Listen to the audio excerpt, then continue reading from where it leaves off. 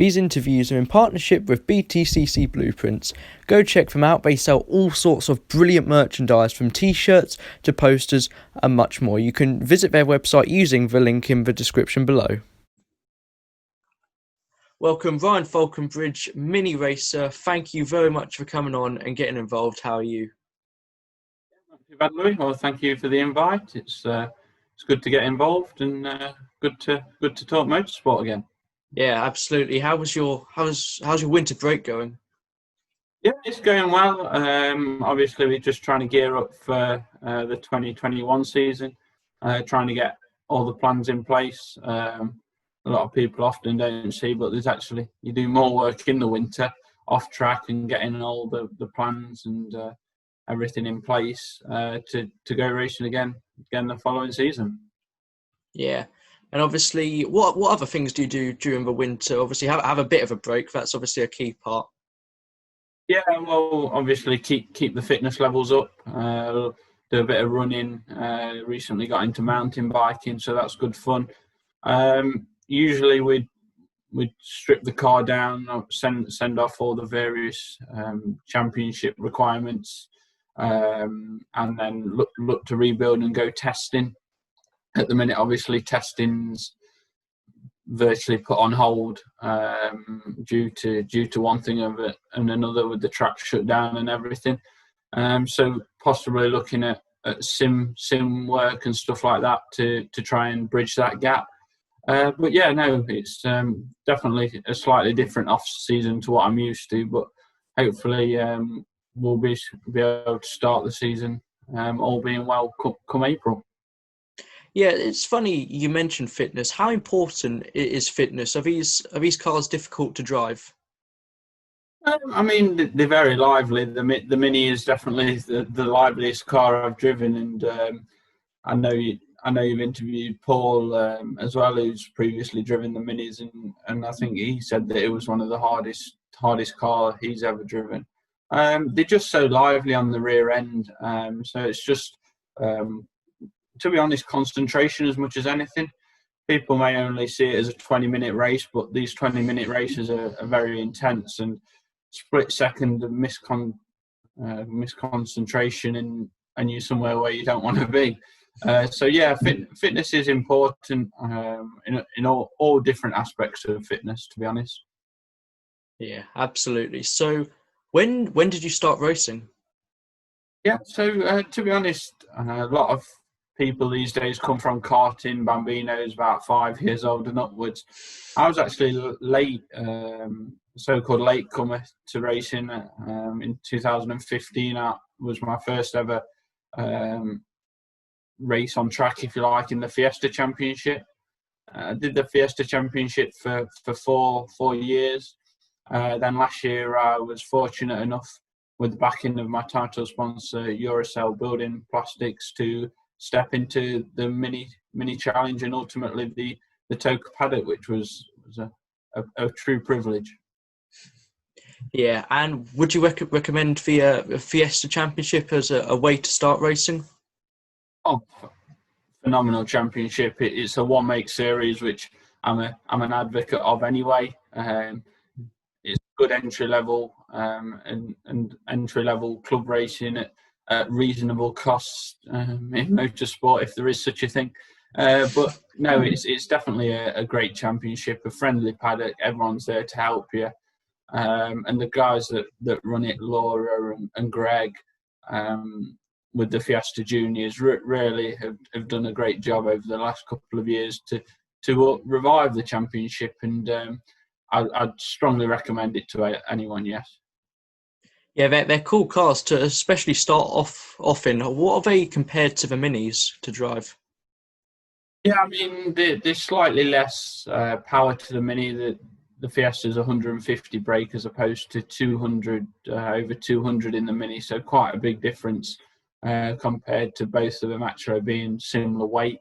The Mini obviously has the sequential box, which is great, as opposed to the traditional H patch in the Fiesta. So there's some quite big differences, but ultimately both front wheel drive and ultimately that the handling of the car is the same. If you understand where I'm coming from, in the sense of power on to pull yourself out of a slide, and stuff like that. So yeah, there is big differences, but ultimately the base drive is actually very similar. Yeah, well, obviously you said earlier that's where you started racing. Was it difficult jumping straight into the Fiestas? Yeah, I mean, it's you're on the Fiesta grid with some seasoned racers who, there was people like David Nye, ex-touring car driver, in there. There was people who have been doing it for 4 or 5 seasons. So, oh yeah, it was a very strong learning curve. We did a little bit of testing, but the first season was we learned about the whole racing package, if you like, not just obviously on track, mechanically, the car, set various different settings with the 3-way adjustable dampers. So yeah, and you're always learning in racing. Whatever you do, and any top racer will say that as well. It's you're continually developing yourself, the car, to fine tune these little bits. You get a base setup at every track, but then slightly different weather conditions or temperatures and stuff like that. So it's all about the finer tuning and really getting them tense. Yeah, and obviously, did you have much experience with all the tracks you went to? So, like, first season, completely new to all the tracks. Never been on a track before in my life. Now in the minis, I've been to, I think I've been to every track apart from Alton Park. So yeah, pretty familiar with them in terms of the corners, but obviously there's different factors every time you go there. So it's just about getting them fine tuning to get the most out of it. And have you got a favourite? I'm biased because it's on my doorstep and only 20 minutes away, but Donington Park is a great track for me. It's got a bit of everything. It's got the long straights, obviously Craner curves. It really has got all different elements, the fast sections, the slow, more technical sections. So Donington is number one. Last year, actually, I went to Knock Hill for the first time. I really enjoyed Knock Hill. It's quite short, but again, that's got a little bit of everything. So yeah, Donington followed by Knock Hill, definitely. Yeah. So obviously, you came into the minis last season. How much of a jump was it between the Fiestas and the minis in terms of the whole championships in comparison?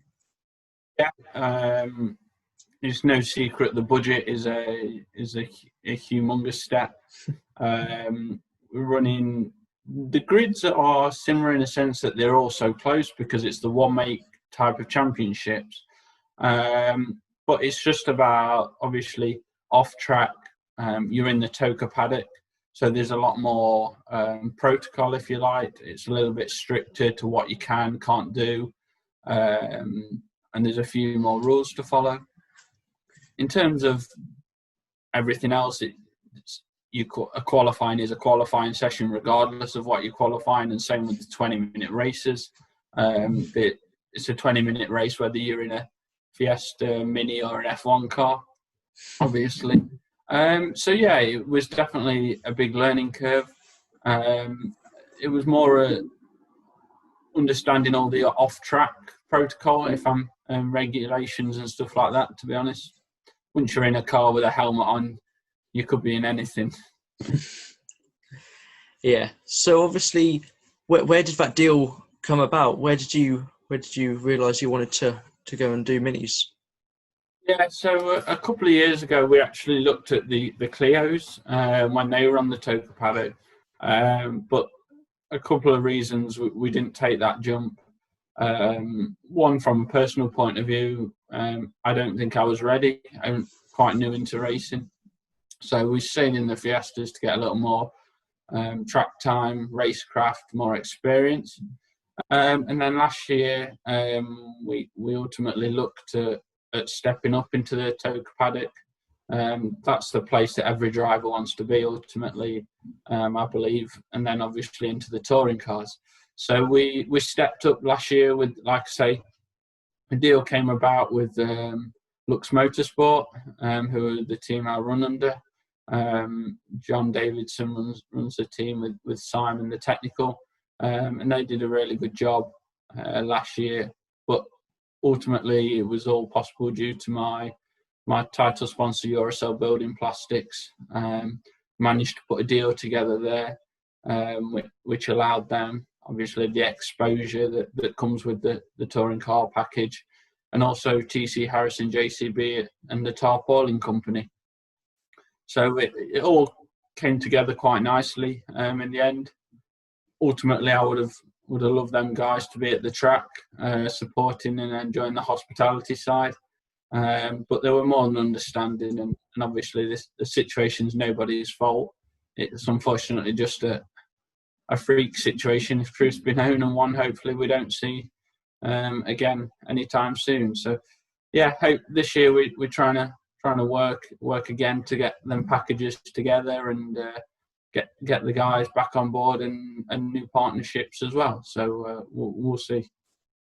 Yeah, it's funny you mentioned the Clios, because my next question was actually going to be, were there any other championships you looked at for doing last season instead of the minis?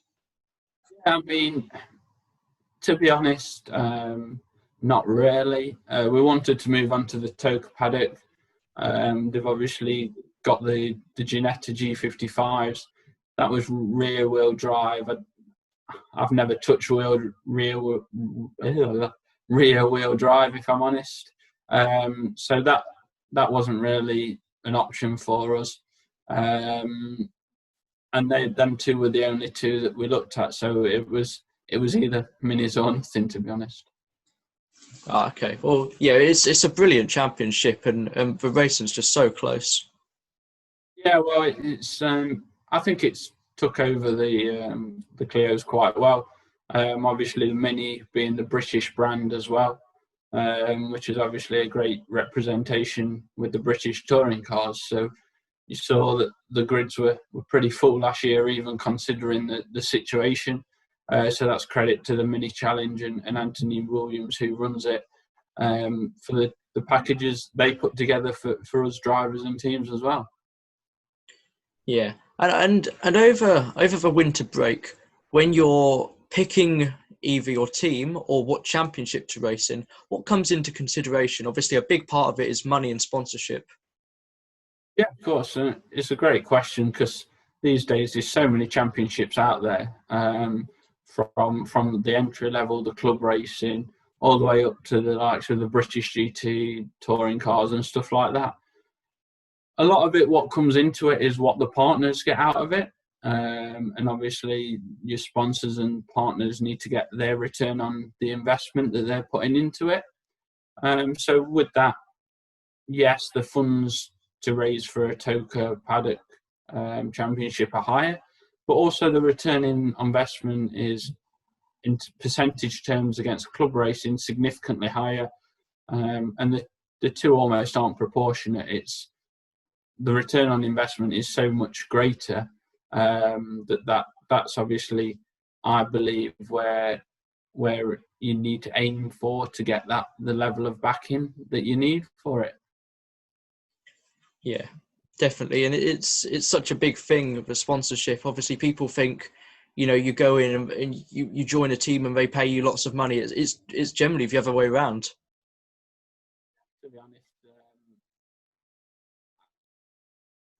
even in the touring cars, I don't believe that there's many people being paid. If I'm being brutally honest, either. You may get the real top drivers, but ultimately you've got to find the budget to go racing, and if you can find X amount, and it costs a little less than that, well, then you're being paid in the sense that you're being paid through your sponsorship. There's very few teams in the Toka paddock that will pay you, if any, I believe. But yeah, the way to get paid is get over and above the sponsorship that you require for the season, and then that extra bit is obviously what you can pocket as a wage. But getting sponsorship is obviously, and partners is hard enough. Never mind trying to get above and beyond. So that's the way that a lot of people do get paid, if they're lucky enough to do that. But yeah, in terms of teams paying you these days, it's not like the Super Tourer days where there was obviously big money in the championship from manufacturers and stuff like that. So yeah, it's taking a wage. It's more a hobby, I think, for a large amount of people. Yeah, and what advice would you give to getting sponsors? Obviously, it's like you said, it's very difficult. So yeah, I mean, you've got to take it that you're not getting money to go racing. The money is to benefit the business that is giving you that. And I probably bang on about return on investment, but ultimately that's what companies look for. Can they get the national coverage? Can they sell product through the partnerships? Can they look to bring customers and suppliers to race meetings to enjoy the weekend, have a nice few meals, a few drinks, enjoy themselves? And there's all different aspects, and different companies obviously want different parts of that. Some companies will want the national exposure, some companies will want the hospitality side. So it's really also can be used as a great networking event. The car can be used for promotional activity.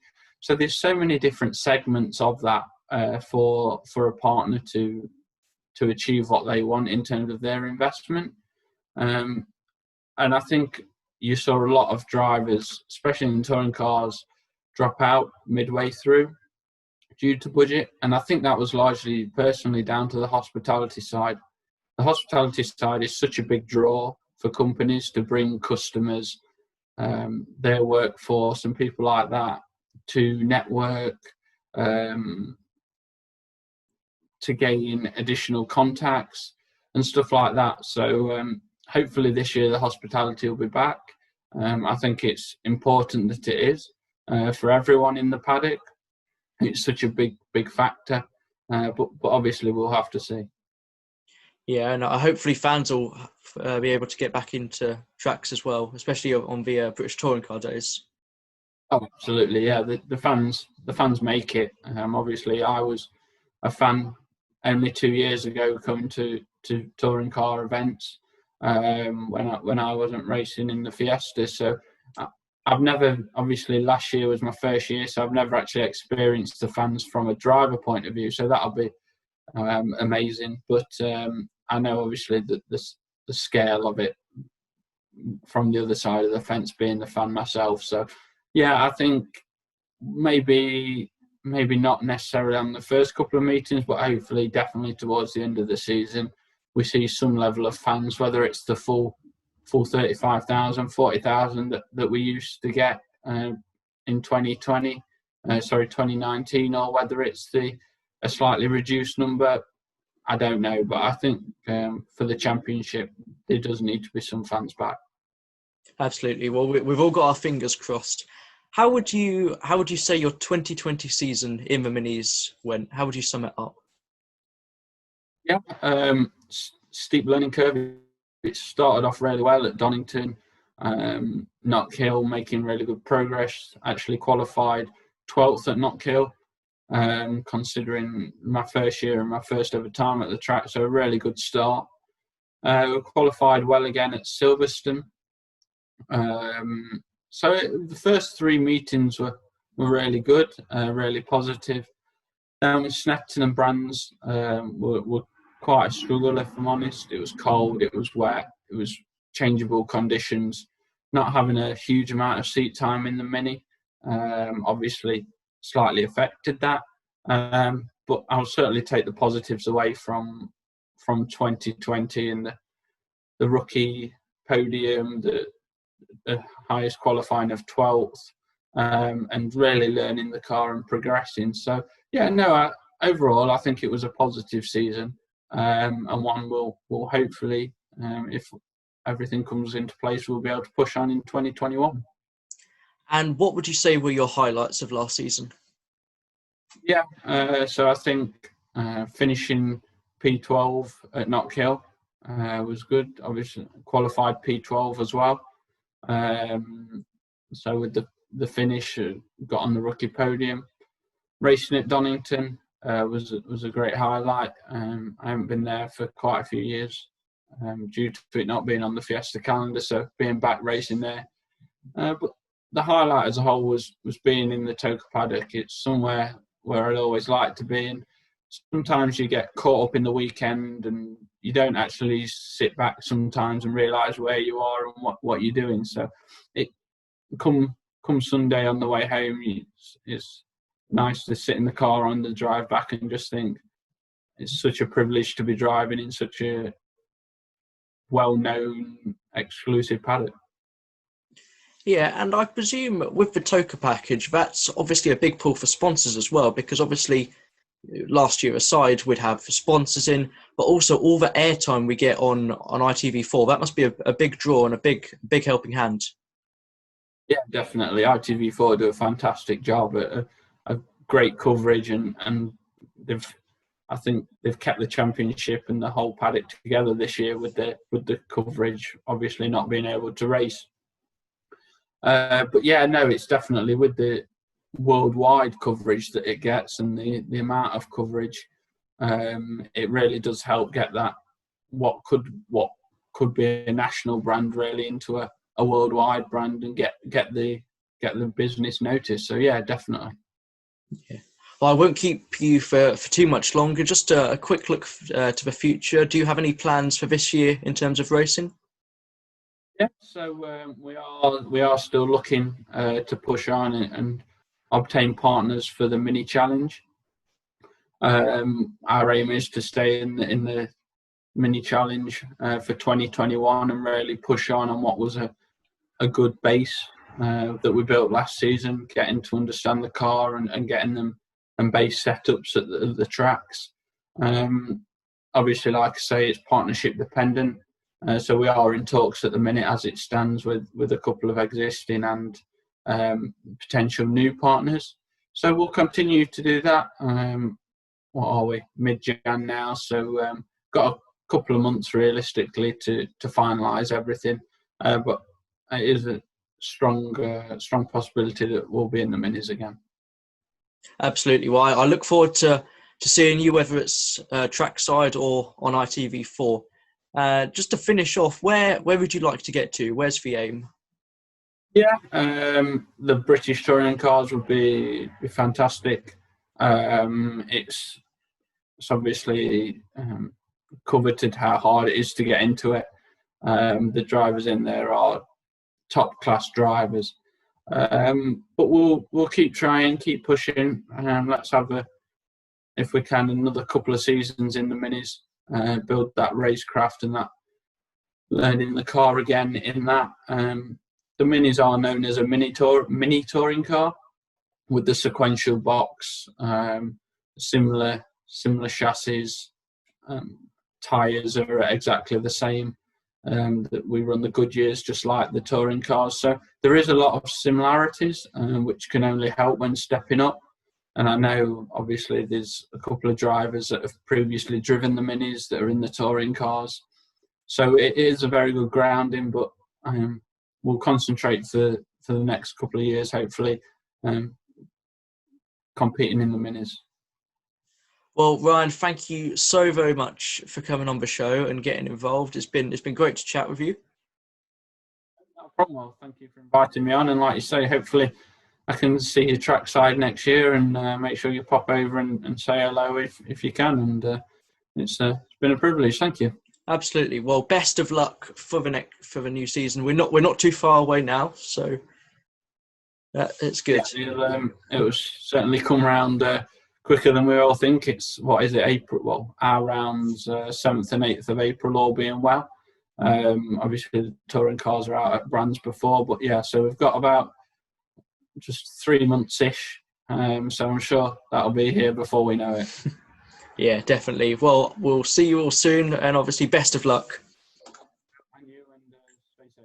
Cheers. Cool. You too. Thank you. Bye bye. Bye-bye.